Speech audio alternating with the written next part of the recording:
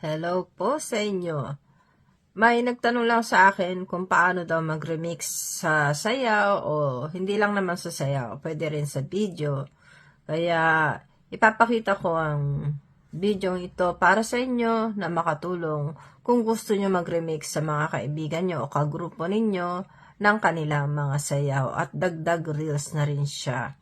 At syempre, makakatulong na rin sa ating mga kaibigan, naka-content creator. Sundan nyo po ang gagawin ko at sana'y matutunan nyo rin mag-remix.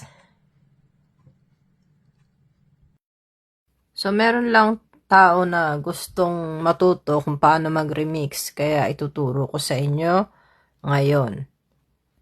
Simple lang yan. Pag may dumaan na video sa wall ninyo, i-click nyo ang kanyang video. Pero example lang ko lang kayo ngayon na ng video kay Led Sona. Ito ang kanyang video. Pupunta tayo sa kanyang profile. At syempre, mga kaibigan nyo na dinadalaw nyo, puntahan ninyo. Dito tayo sa pinakababa. Yan yung remix ko sa kanya. Ganito lang ang pag-remix. Ito ang video niya na na-remix ko. I-click nyo yung video niya.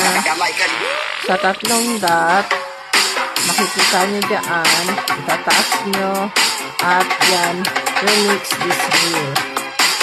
Meron audio language, save reel, copy link, and remix this reel. At ayan na ako, magre-release na ang kanyang remix at saka ka magpe-play. Pipindutin mo sa baba yung play, and then naka-remix ka na sa kanya automatically. No? And then, let's say, yan. I-click ko na siya. So, gagana na. Yan. So, sample lang yan. So, and then, syempre, tulad ng reels, pag napili nyo na, next. Saka nyo ipopost. Next. And then, title, and then share now and post. Ganyan lang po ang pag-remix. Ate Jubilin, sana ay nakuha mo. Thank you. Depende kasi yan sa gumagawa ng video kung gusto niya ma-remix. Okay? Yun lang po.